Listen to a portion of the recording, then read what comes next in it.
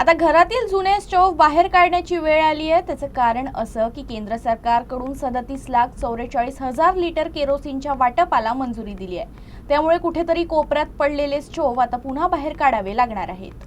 आखाती देशातील युद्धजन्य परिस्थितीचा सामना देशातील सर्वसामान्य नागरिकांनाही बसत आहे।